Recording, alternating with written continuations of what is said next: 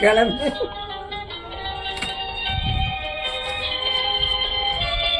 நின்று ஆடுதோ கேமரா எல்லாம் தெரிய போகுது.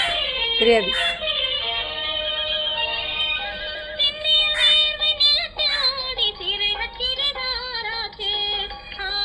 நான் பெருமாள் வந்து தேட போறாரு. அவங்களோட காக்கிருக்கேன். நீங்க ஆடுங்க.